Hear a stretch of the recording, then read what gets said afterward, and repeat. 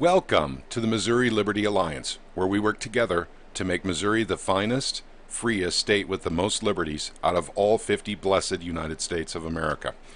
Guys, I've got a story for you. Oh, by the way, today is Saturday, and it's June 19th, 2021. Guys, I want to bring you this story. I'm going to bring you all stories from this point forward about SAPA. And this one's about O'Fallon Police Department. So I'm going to go ahead and get started. Basically, the O'Fallon, Missouri police chief resigns, cites Governor Parson's attempt to invalidate federal gun laws. Okay, story begins. O'Fallon, Missouri. The O'Fallon, Missouri police chief resigned on Friday because of concerns of the poor wording and unintended consequences of a bill recently signed by Missouri Governor Mike Parsons that seeks to invalidate federal gun laws in Missouri, according to the news release. Philip Dupois, I'm going to say Dupois. Okay. By the way, if I am mangling his last name, I am truly sorry. That is not my intent. Philip Dupois had been the police chief since October of 2020, said the recently signed Second Amendment Preservation Act, which allows officers to be sued if they try to enforce federal gun laws, makes officers vulnerable during good faith justified seizures of firearms. Parsons signs the bill last week. It would be subject to subject officers who knowingly enforce federal gun laws to a fine of $50,000 per violating officer. And it continues. And by the way, this is a quote directly from the police chief. This vague language will create a flood of weaponized litigation that will chill the legitimate peacekeeping duties of police, Dupois said in a statement. This will decrease public safety and increase frivolous lawsuits designed to harass and penalize good, hardworking law enforcement agencies. Highly effective partnerships between local and federal law enforcement agencies will have to be reevaluated. In a letter sent to state officials Wednesday night and obtained by the Associated Press, Justice Department officials said that the federal law trumps state law and that Parson did not have the authority to enforce the new rule. Parson and Missouri Attorney General Eric Schmidt responded Thursday, said they will stand behind the state law. Dupois joined the O'Fallon Police Department after a 10-year stint as police chief in the suburb of Houston. That's Houston, Missouri, by the way. He was the city's second new police chief in as many years. City Administrator Mike Snowden and Major John Neske will take over as acting, said that Major John Neske will take over as acting police chief in O'Fallon. Okay, guys, I've got several things to say about this, and I'm going to go really quickly because I'm going to try and make my video shorter. First of all, poor wording and unintended consequences. Guys, I've read the Second Amendment Preservation Act, and I'm sure you have too. I don't think it's worded poorly at all. Actually, it spells things out pretty clearly. Unintended consequences of a bill, okay, unintended consequences of any bill. But in this case, this bill was designed to actually take our freedoms back from the federal government. And I don't think you want to call that unintended consequences. I think you want to probably call it benefits. So basically that's my opinion, that's his opinion, we'll leave it there. Okay, let's see, makes officers vulnerable during good faith justified seizures of firearms. Well, I'm not sure that officers are vulnerable, but once again he is talking about officers being sued for $50,000. Once again, not true. The language of the bill is very plain. The agency gets sued, not the officer. So at any rate, he is misinformed on that one. Okay, next point. The vague language will create a flood of weaponized litigation that will chill the legitimate peacekeeping duties of the police, Dupois said in a statement. This will decrease public safety and increase frivolous lawsuits designed to harass and penalize good, hardworking law enforcement agencies. Okay, gang, once again, it's a trade-off, isn't it? We want to trade off our rights for safety, because that's essentially what he's saying.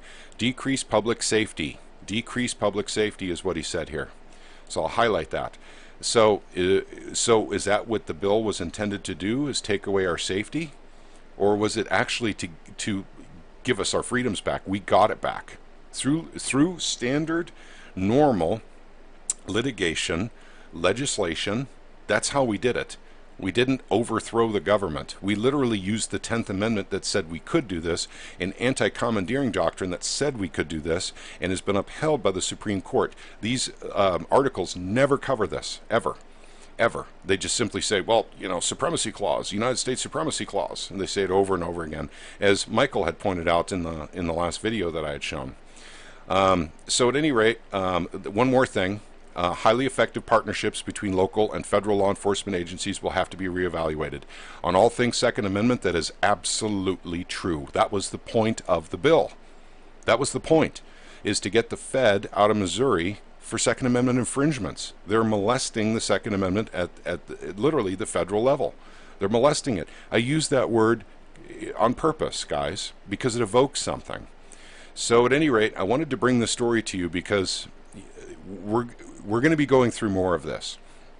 The mainstream media, the federal government, and who knows who else, is going to do nothing but negative stories on the Second Amendment Preservation Act. And they're already predicting, just like they did with constitutional concealed carry, we were going to become the Wild West in Missouri. Gosh darn it, I remember those stories, and I really wish that I had saved them. From KY3 and other local news affiliates, law enforcement people were literally saying, well, if we get this bill, we're talking about sheriffs and police chiefs. Not all of them. Not all of them, so please don't get the wrong, impression here. They were saying that we were going to have the Wild West in Missouri if everyone could carry a concealed weapon, which is what constitutional concealed carry means. You don't have to go to the government and get a permit to be able to carry under constitutional carry. That's what it's all about. So, okay, I've covered that story and I've covered my problems with it, but let's go ahead and look at the language of the bill. Now, this is the Second Amendment Preservation Act, HB 85, as passed by both the Senate and the House, signed by the governor, and of course ending up in Eric Schmidt's office. It's now law. So let's find out if the police chief was right or wrong about who gets sued. So we're looking at page 6 of the bill. Everything's linked down below as always. Section 1.460. 1. Any political subdivision or law enforcement agency that employs a law enforcement officer who acts knowingly as defined under Section 562.016 to violate the provisions of Section 1.450 or otherwise knowingly deprives a citizen of Missouri of the rights or privileges ensured by Amendment 2 of the Constitution of the United States under Article 1, Section 23 of the Constitution of Missouri, while acting under the color of any state or federal law, will be liable to the injured party in an action at law, suit in equity, and other proper proceeding for redress, and the subject for civil penalty of $50,000 per occurrence. That's right, and it's per person as well. So basically, who's the subject of this? It actually begins right here at the very beginning. Any political subdivision or law enforcement agency that employs a law enforcement officer who acts knowingly. Guys, the language is pretty clear here. And by the way, I'm not that smart of a guy. But to me, it says the agency gets sued. So the police chief in O'Fallon either didn't read the bill, or his advice, advice was coming from a city attorney that didn't read the bill, because I think that's pretty clear. But he is now saying, he said the reason he resigned is because individual officers could be sued. Now, that was the language of the bill back in January, but it was changed when the Missouri Sheriff's Association came in, and lots of sheriffs started getting involved in the legislative process. So it is now the agency, not the person. So that clears that up. He is absolutely wrong, and I hope that he finds out that he was wrong, and maybe he can try and get his job back after he's quit. I don't know. Okay, so once again, carrying the news, Fed tells Missouri SAPA won't fly. The feds are telling Missouri officials that the state cannot ignore federal gun laws. A top Justice Department official sent a letter to Governor Parson yesterday, Wednesday, so this is a couple of days old, says that supremacy clause in the U.S. Constitution outweighs the measure the governor signed into law last week. The law penalizes local police departments if their officers enforce federal gun rules. The feds told Parson and Attorney General Eric Schmidt that they must clarify the law. Well, I've already covered this in the letter they sent back. And we don't have to clarify the law. The law is pretty clear. The bill is pretty clear. You can have all the federal laws you want, federal government. It's just we're not going to acknowledge them or enforce them in the state of Missouri. We're not stopping you from doing federal law.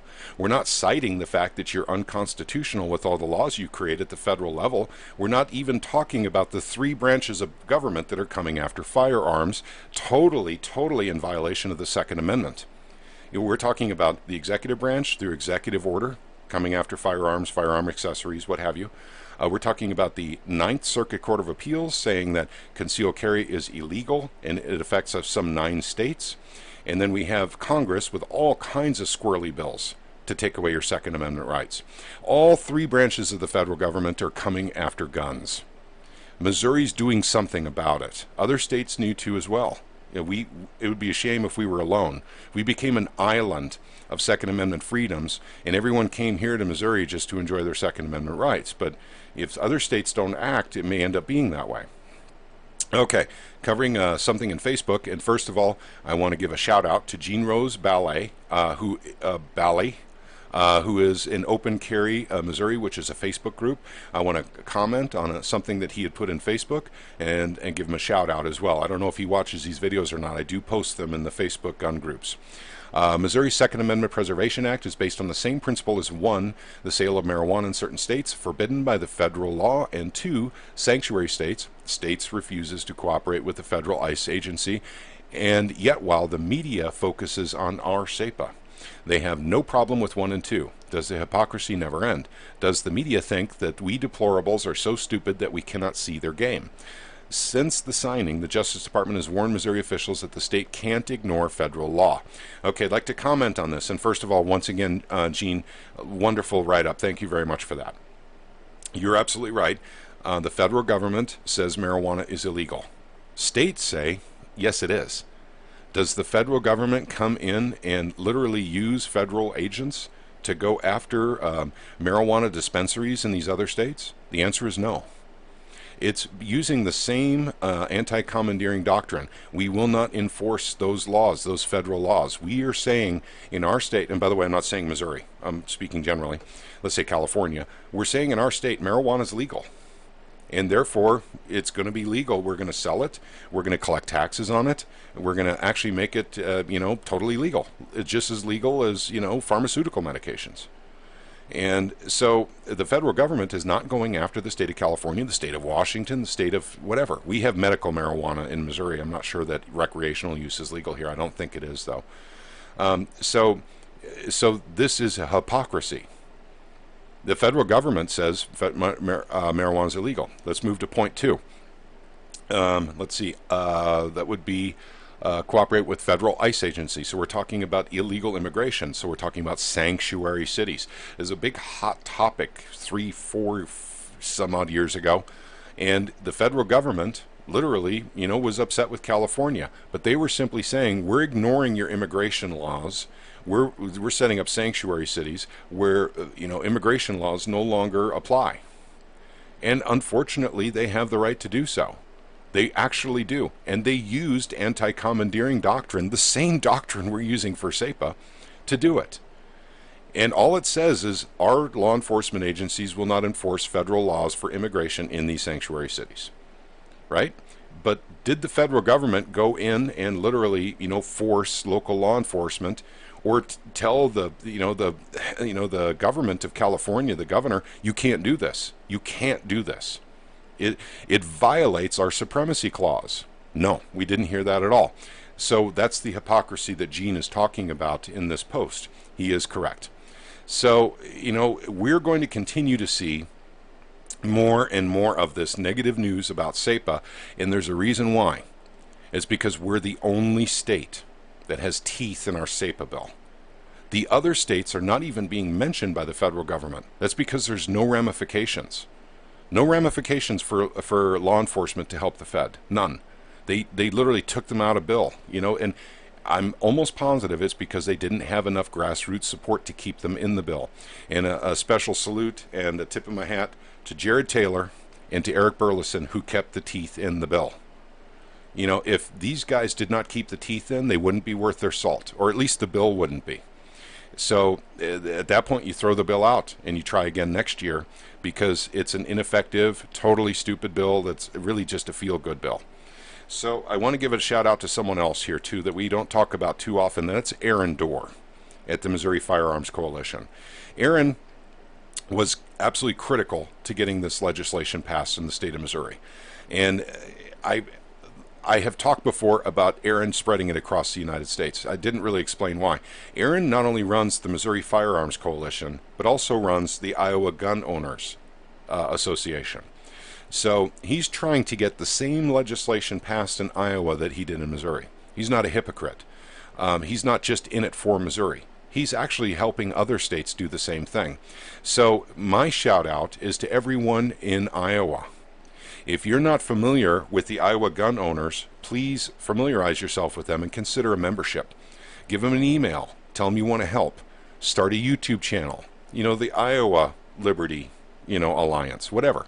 You can do whatever you want, but start the grassroots. Get support behind the bill. The bill's in legislation.